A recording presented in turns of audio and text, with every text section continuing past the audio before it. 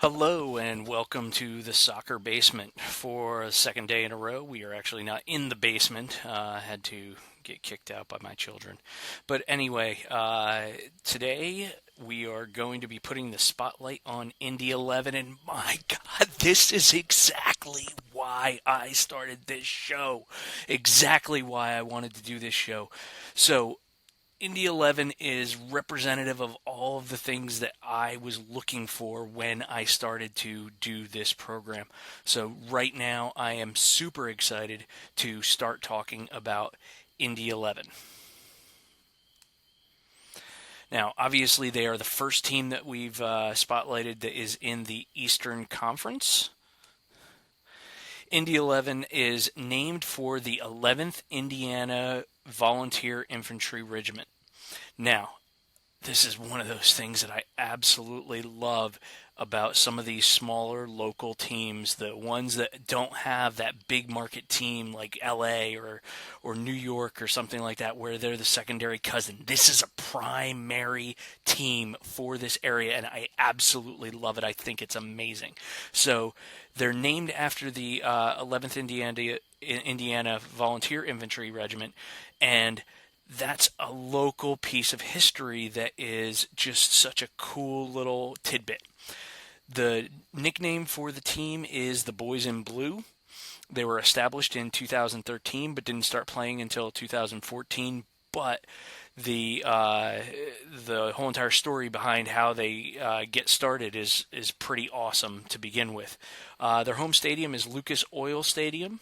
Their crest is a combination of Lady Victory from the Soldiers and Sailors Monument in the center of Indianapolis, and they have the checkered background in order to kind of give a little head nod to the racing history of Indianapolis with the Indianapolis Speedway and everything like that. So again, this is the idea. This is the whole entire reason why I got excited about doing this project was the ability to pick up on some of these local teams that this is their team. So, let's move on. Martin Rennie is the coach. He's 45 years old. He's from Scotland. The last club that he coached prior to Indy 11 was Seoul Eland. His record is 36-16-24. Okay, but he took over as the club entered the USL, so he was the first coach that took him over from the transition from the US or from NASL into USL. Our sponsor today, the Cavalier Store, 2920 Rivermont Ave in Lynchburg, Virginia. Great food, cash only, and it might look like a hole in the wall, but it has some of the best food in Lynchburg. One of the players that is a really important fixture from last year is Tyler Pasher, I'm guessing is how you say it. He's a forward. He's 26 years old. He's from Canada. The last club that he played for was Swope Park Rangers, who are the Sporting KC USL team. He scored 13 goals in 2019, and he's already scored 2 goals in this season, even though the season got suspended as of the first game in a 4-2 win against Memphis. So Tyler Pasher is their go-to guy for goals, at least it seems so far. Now, Carl Hayworth is the other guy that the media guide suggested as a player to watch. He's a defender, midfielder, forward. Yes, he's a jack of all trades. They just brought him in from Ottawa. He's 30 years old. He was born in England, but he's been capped for the Canada full national team once, and the I believe it was the under 21 national team 3 times. He came from Ottawa Ottawa Fury. After that team defunct, and he's a versatile player with a nose for the goal. He's scored 26 times in his 159 appearances for Ottawa. So even though he's a defender, he actually scores a decent amount of goals. The Brickyard Battalion. Now, this is another reason why I'm so excited about this particular club, is because of the fact that over 2,000 members, and according to what I was reading, it actually may be closer to 4,000, but I wanted to go with the conservative just to make sure. Originated from the grassroots effort to bring the club into existence. Basically, the community around the Indianapolis area wanted to have a professional soccer team, and so therefore they were the ones who were behind all of the efforts to get this started. I think that is awesome. It's absolutely why I am doing this, because of the fact that it's the do-it-yourself type of model. One of the things I love about this group of people, first of all, I reached out to them. They did get back to me with an email saying that they would be willing to talk for hours about their club because of the fact that they love it so much. But I don't think they had anticipated that my timeline for doing an episode was doing one every single day. So when I hear back from Catherine again from the Brickyard Battalion, hopefully I can get somebody on to do a quick interview. They have great merchandise. I'll get a little bit more into that in a few minutes, but I really liked all of the stuff that I saw that they were selling. Actually, I prefer their merchandise over the club's official stuff. And the Battalion American Pale Ale, they actually have a specific beer that is not only based upon the fandom, but also it kind of some of the proceeds of the sale of that particular beer that they, the brewer that they deal with, some of the proceeds actually go back into the Brickyard Battalion. Awesome. I love it. This is exactly why I am a soccer fan. The owner, again, is the Keystone Group, LLC. Erzul Ozdemir, I believe, is how you say that. He's a Purdue grad, so he's got some local ties there. Some positives. Fan support to exist. I love the fact that the fans were the ones who brought this club into existence. Obviously, there's money on the side of the ownership group and everything like that, but just the grassroots level of involvement is just absolutely awesome. The Brickyard Battalion, as I said, I love that supporters group, especially the fact that they have their hand in the creation of the club. The history and the community overlap. The name of the team being linked to history from the Indiana/Indianapolis area. Absolutely spectacular. Love that whole entire overlap. The ambition of the club, they want to be an MLS club. I like that fact. Hopefully, eventually, we get to the point where relegation and promotion become a part of American soccer, but eventually is a long way off at the moment.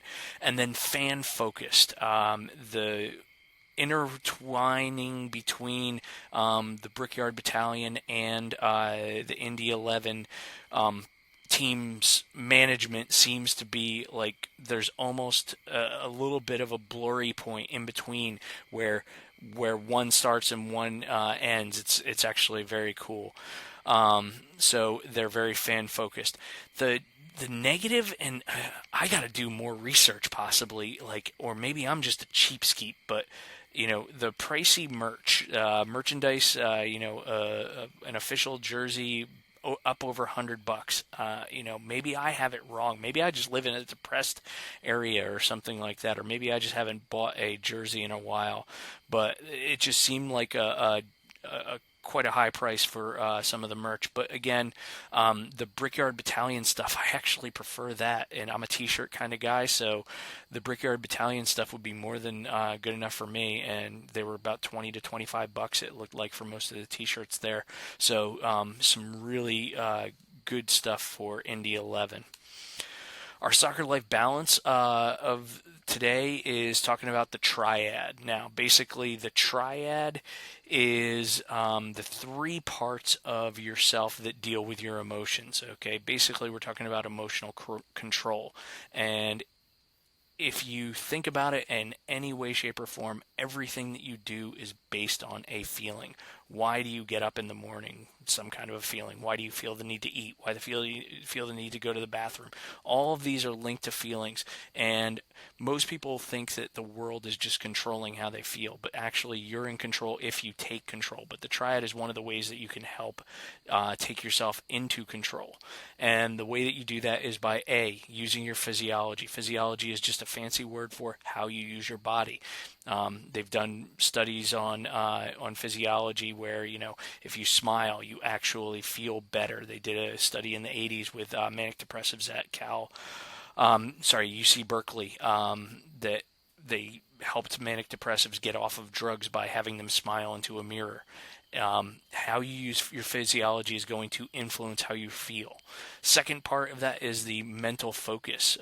The things that you focus on are really important. You're always deleting. You should be doing it on purpose, okay? So right now, surrounding you, there's all kinds of things that you aren't noticing. Possibly there's an air conditioning unit going at the moment, or there's birds chirping in the background.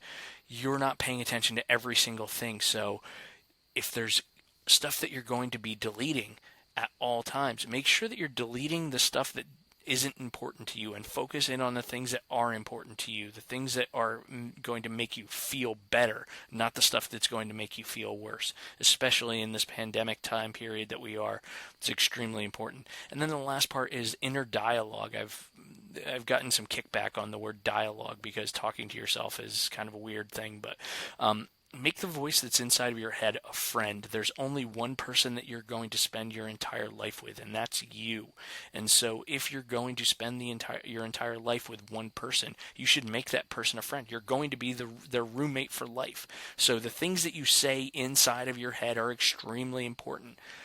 I've said things to myself inside of my own head that I would never say to another human being, even if they were my worst enemy. So making sure that you say things that are helpful, that are constructive.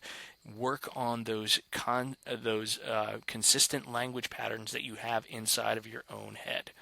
So again, today was a great exercise for me. I love the Indy 11 whole entire ethos.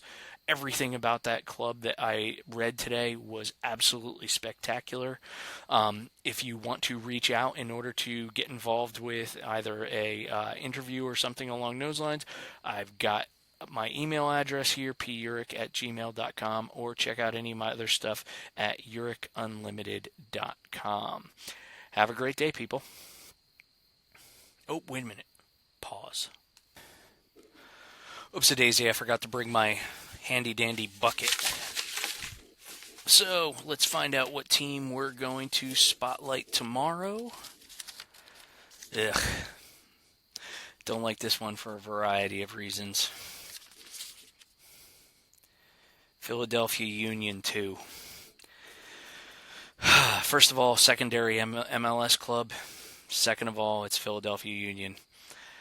I've got some mixed emotions about Philadelphia Union being a Red Bulls fan, but as usual, I'm going to do the spotlight. Who knows? Maybe there's going to be something that I find out. I mean, actually, I should back off on that a little bit. There's some really cool things that they do in Philadelphia with like the school academy and stuff like that. So maybe there's something I don't know there that might make Philadelphia Union an interesting club. But regardless, I don't know if I'll be a fan of them, but I'm definitely going to do the spotlight, and so that anybody who wants to find out more about Philadelphia Union can figure it out. All right, guys, have a great day.